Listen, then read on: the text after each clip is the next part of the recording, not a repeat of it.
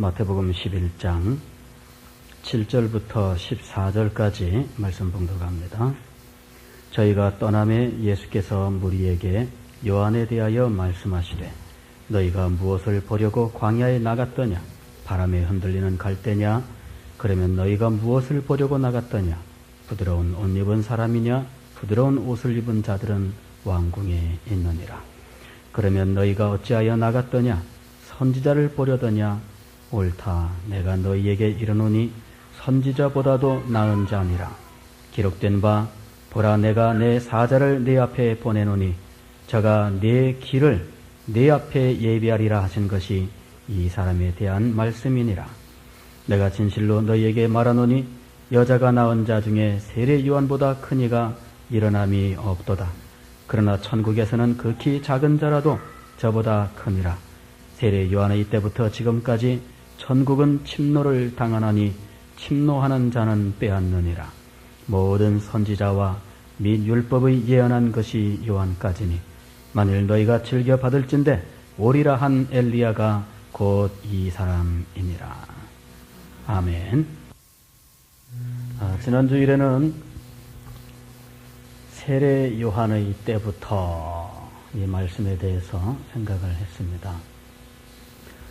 천국은 세례 요한의 때부터 침노를 당하나니, 세례 요한의 때가 도대체 어떤 때이길래 이렇게 말씀을 하시는가? 세례 요한의 때라고 하는 것은 이사야서 40장 1절 이하에 새로운 시대가 열릴 것에 대한 예언 속에 등장하고 있는 말씀 때문이었습니다. 세례 요한의 때는 바로 이사야서 40장 1절 이하에 하나님께서 이 이스라엘의 새로운 시대를 여시는데 그 시대는 소리의 시대였다는 것을 생각했죠. 소리의 시대. 조금 더 정확히 말씀을 드리면 소리들의 시대입니다. 소리들.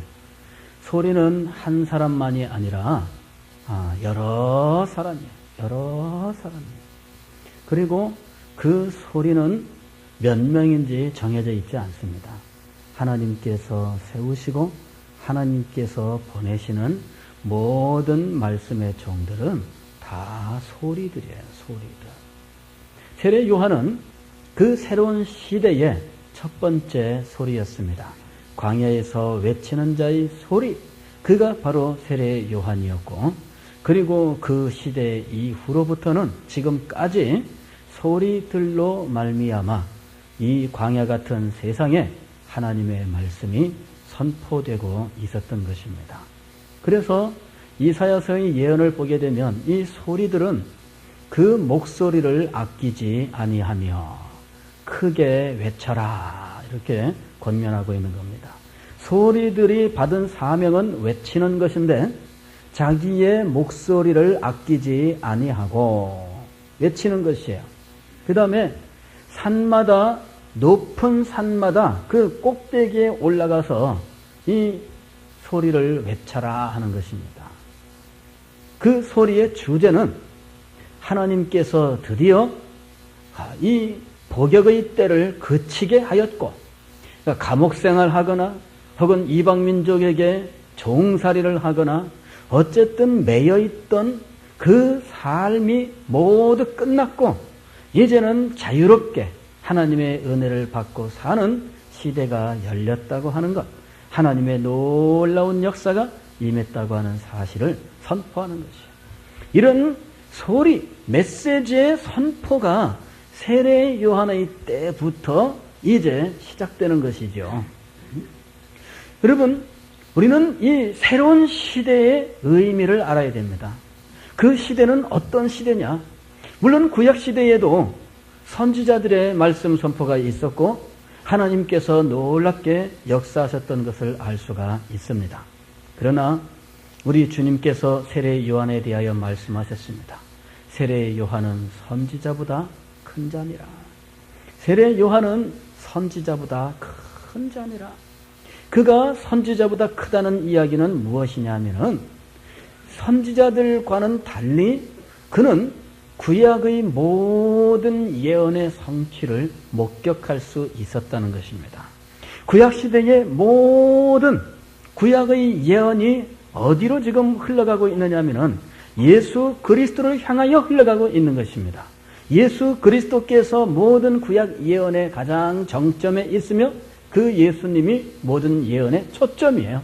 그런데 구약의 모든 선지자들은 이사야 선지자도 예레미야 선지자도 우리가 아는 위대한 선지자도 사실은 예수 그리스도의 때를 목격할 수 없었습니다. 그런 의미에서 세례 요한은 가장 큰 자였다 하는 것입니다. 왜 그렇습니까? 세례 요한은 모든 구약 예언의 마지막이면서 새로운 시대의 목격자였던 것이죠. 그래서 구약 예언은 어디까지냐? 세례 요한의 때까지니. 그렇죠? 13절 말씀을 보면은 모든 선지자와 및 율법의 예언한 것이 누구까지입니까? 요한까지. 요한까지. 세례 요한이 구약의 마지막 선지자예요. 선지자. 이 세례 요한은 어떤 사람이냐 그러면은 말라기서 4장 5절에서 두렵고 큰 여호와의 날이 임하기 전에 엘리야를 보내리라 하셨는데 그가 바로 세례 요한이에요. 예수님께서 14절에서 만일 너희가 즐겨받을진대 오리라 한 엘리야가 곧 이 사람이니라. 오리라 엘리야가 올 것이라 구약의 예언이 있었습니다. 그게 어디에 있냐면은 말라기서 4장 5절에 있어요. 말라기서 4장 5절에 그 예언의 성취가 바로 이 세례 요한이죠. 그러면서 그는 구약 시대를 마감하면서 새로운 시대의 구약의 성취를 목격하면 예언의 성취를 목격하면서 그 목격한 것의 증거자로서 선포하는 자가 된 것이에요. 광야에서 외치는 자의 소리였던 것이죠. 그리고 세례 요한을 비롯하여 그 이후에 모든 설교자들은 이렇게 예수 그리스도를 증거하는 소리들이에요. 이 시대의 모습을 우리가 분명히 이해를 해야 됩니다. 우리가 살고 있는 이 시대는 소리의 시대예요. 메시지의 시대예요. 하나님께서 당신의 메신저를 세우셔요. 메신저라고 하는 것은 하나님께서 주신 메시지를 가지고 나아가서 전달하는 사람을 가리켜 메신저라고 부르는 것이죠. 메신저는 그가 자기에게 메시지를 주신 분의 그 메시지를 가지고 나아가는 것이에요. 그리고 메시지를 주신 분의 권위를 가지고 나아가는 것입니다. 자기의 권위를 가지고 자기 개인적인 능력을 가지고 나가는 것이 아니라 자기에게 그 메시지를 주시고 자기에게 권세를 주시고 자기에게 힘을 주시고 자기에게 능력을 주신 분의 그 분을 의지하여서 이제 메시지를 가지고 나아가는 것이죠. 그리고 그는 목소리를 아끼지 아니하고 이 말씀, 이 메시지를 선포해야 합니다. 그는 이제 자기의 유익을 돌아보지 아니하고 이 메시지를 선포해야 됩니다. 그의 존재의 목적은 오로지 메시지를 선포하는 데 있는 것이에요. 그가 메시지를 선포하지 아니하면 더 이상 그는 존재하는 것이 아닙니다. 그는 더 이상 아무것도 아니에요. 메시지가 선포되어야 된다고 하는 것이죠. 자, 이런 시대의 의미를 알지 못하는 사람들은 사실 엉뚱한 곳으로 향하여 나아갔습니다. 7절 이하에 보니까 예수님께서 질문을 던지십니다. 너희가 광야에 무엇을 보려고 나갔더냐? 그랬습니다. 너희가 광야에 무엇을 보려고 나갔더냐? 바람에 흔들리는 갈대냐? 광야에 가서 너희는 무엇을 보았느냐 하는 것이죠. 무엇을 보려고 광야에 나갔냐? 사실 광야에 가서 볼 게 뭐가 있겠습니까? 뭐 메마른 땅에 그저 이 무릎까지밖에 안 오는 그런 덤불 정도의 그런 그 관목들이 있는 곳. 어쩌다가 물 있으면은 무화과 나무라든지 종려나무라든지 몇 개는 나지만 그러나 그 주변 땅은 모두 메마른 땅 아닙니까? 광야에 도대체 무엇을 보려고 나갔느냐 하는 것입니다. 바람에 흔들리는 갈대, 낭만적이죠. 제주도에 갔더니 그 산에 이 억새풀이 그냥 쫙, 사람 키 이상 되는 억새풀이에요. 쫙 있는데 거기에 사람들 사진 찍느라고 열심히 돼요. 구덕산에 올라가도 억새풀 있는 데가 있다면서요. 근데 그런 거 보면은 아주 이상하게 사진 찍고 싶어져요. 그죠? 예. 억새풀 보면은 사진 찍고 싶어지고요. 또 갈대 숲에 들어가게 되면은 뭔가 좀 숨어보고 싶고, 나 잡아봐라, 완전히. 좋은 풍경 보면은 삼겹살 구워 먹고 싶고, 뭐하러 광야에 나갔느냐, 그거죠. 뭐하러. 부드러운 좋은 옷을 입은 사람이냐? 그런 사람들은 왕궁으로 가야죠. 광야에는 뭐하러 가야 되는 겁니까? 예수님의 말씀을 보면은 그 시대 정신을 따라서 가야 되는 거예요. 광야에서는 지금 무엇이 지금 이루어지고 있어요? 소리가 지금 들려오고 있잖아요. 광야에서는 소리가 들려오고 있는 것이에요. 그러니까 광야에 가는 사람들은 무슨 목적으로 가야 되는 겁니까? 소리를 들으러 가야 되는 것이에요. 그러면 너희가 어찌하여 나갔더냐? 선지자를 보려더냐? 옳다, 내가 너희에게 이르노니 선지자보다도 나은 자니라. 그곳에 가면 여러분들은 소리를 들어야 돼요. 소리를 듣지 아니하고 아이고 좋은 옷 입은 사람이 있는가 보러 가면 실망할 것입니다. 왜?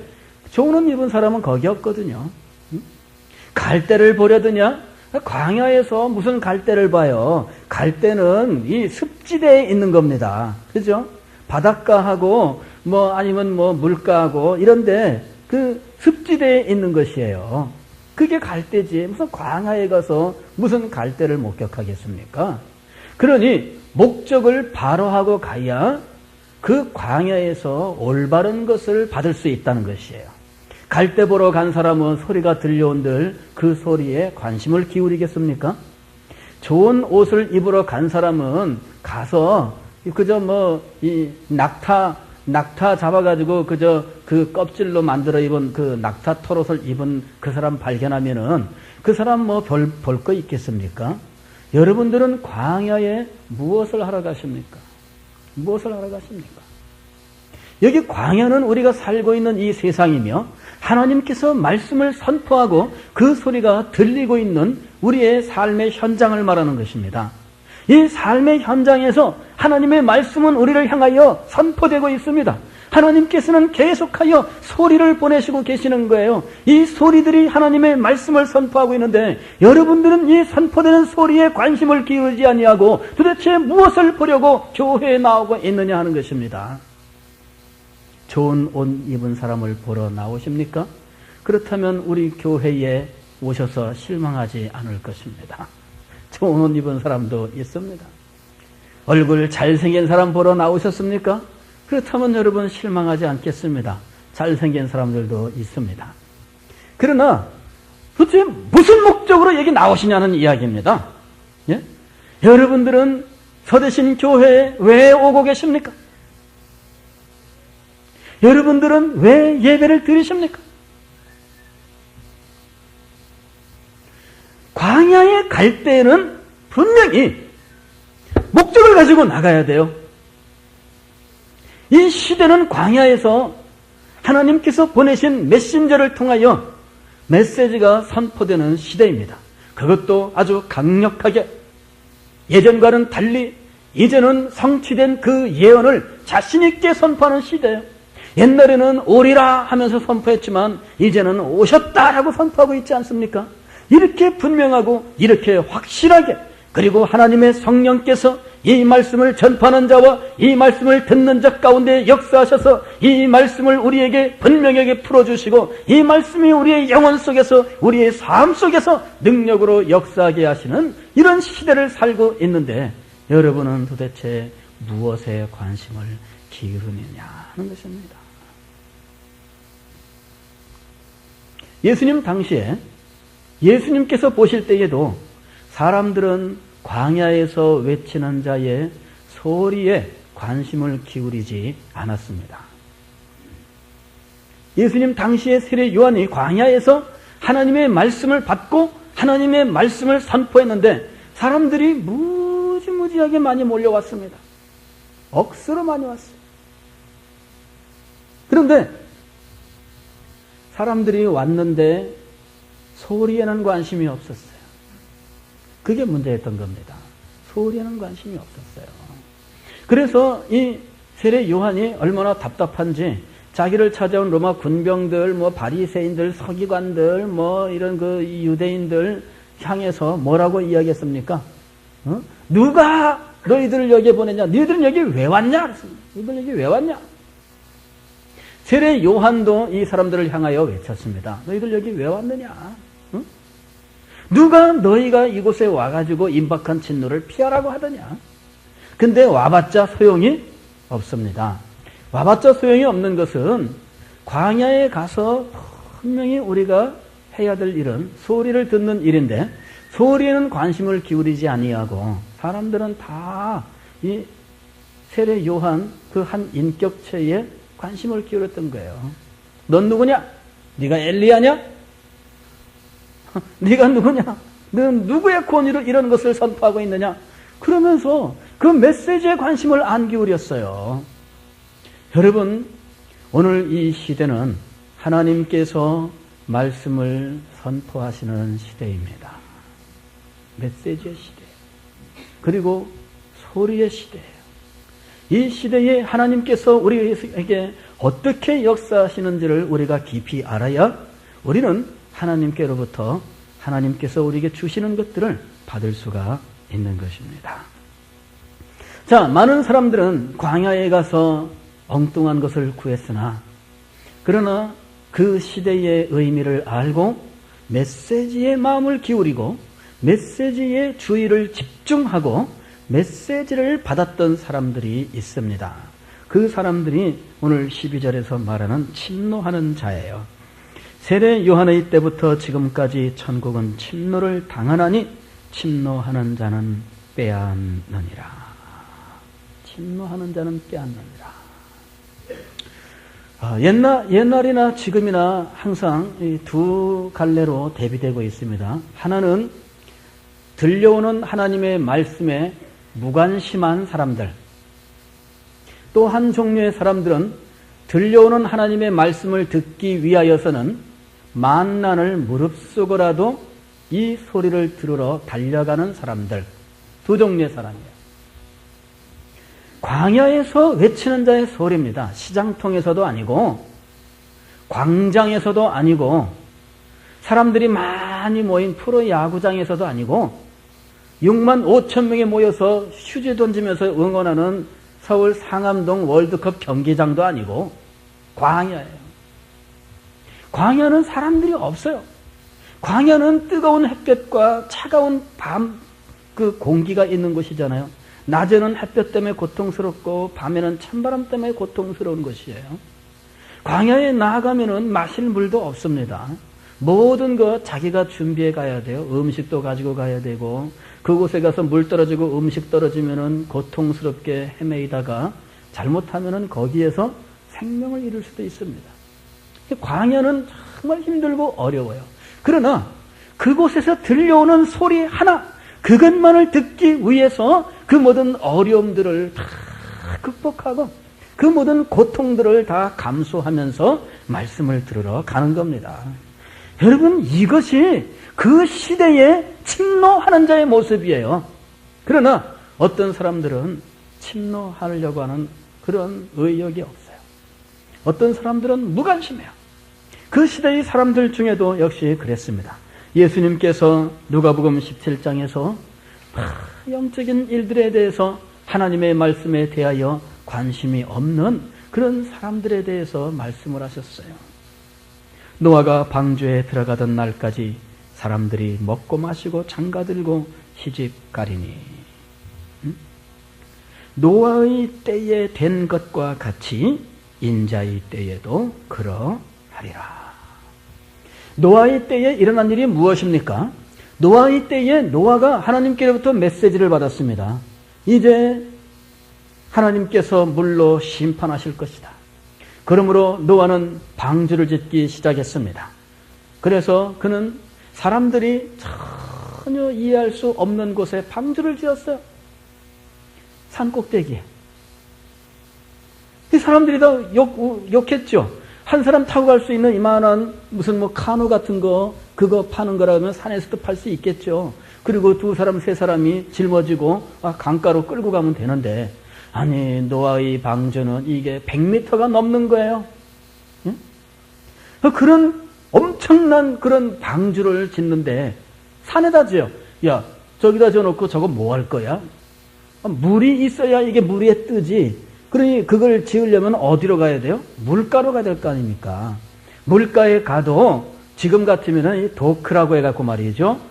그 물 빼면은 물이 없고 바닷물 집어넣으면 물이 가득 차는 거기에서 배를 짓는 거잖아요. 물 빼놓고 배를 짓고 그러고 난 다음에 거기에 물을 채우면은 이 배가 물에 딱 뜨잖아요. 그러면 나가는 거 아닙니까? 물이 어쨌든 올 수 있는 곳에다가 해야죠. 한 두세 사람 타는 배 같으면야 그런 장치 없어도 10명이 들고 가면 되니까 상관없지만, 그러나 100m가 넘는 배를 만들려고 하면 많은 물이 필요하지 않습니까? 이게 도대체 말도 안 되는 일을 하는 거지요. 사람들은 노아의 메시지에 관심을 기울이지 않았습니다. 그들이 한 일이 무엇이었냐면은 사람들은 먹고 마시고 장가들고 시집가리니. 먹고 마시고 장가들고 시집가리니. 도대체 이게 무슨 말일까? 먹지도 말고 마시지도 말고 시집도 가지 말고 장가도 가지 말라는 말이냐? 그게 아닙니다. 그게 아니에요. 먹고 마시는 거, 시집가고 장가가는 거 그 자체는 잘못된 게 아닙니다. 그런데 먹고 마시며 시집가고 장가가는데 사람들의 마음속에 하나님께 대한 생각은 없다는 이야기죠. 그런즉 먹든지 마시든지 오직 무엇을 위하여 하라? 하나님의 영광을 위하여 하라. 먹든지 마시든지 하나님의 영광을 위해서 해야 될 거 아닙니까?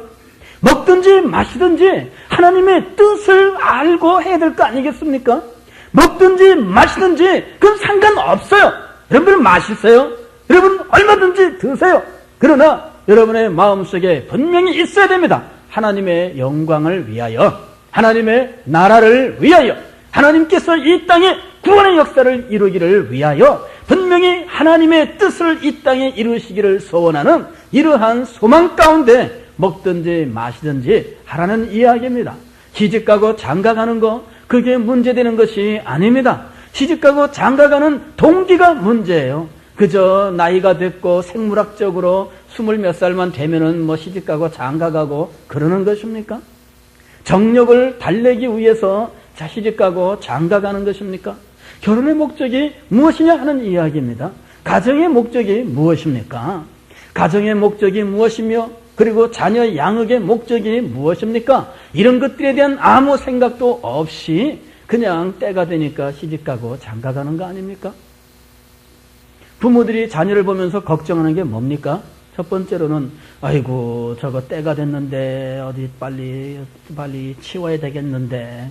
응? 벌써 이 젊을 때는 아이 저거 어디 빨리 시집 보내야 되겠는데 그러지만 30살 넘으면 아이고 저거 빨리 치워야 되겠는데.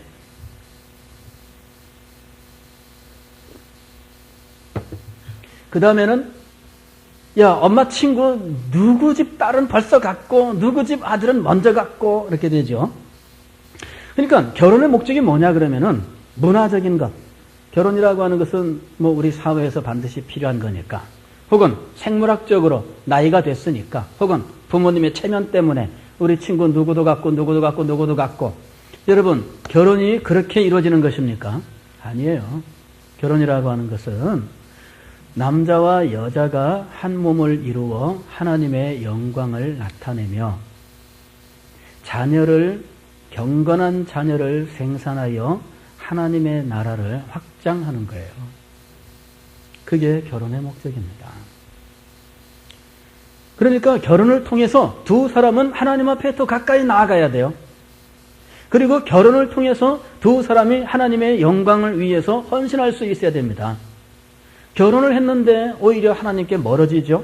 그것은 지금 정상적으로 그 결혼의 목적을 달성하고 있는 게 아닙니다. 우리가 보는 이 신혼 부부들은 대부분 신앙적으로 뜨거워지기보다는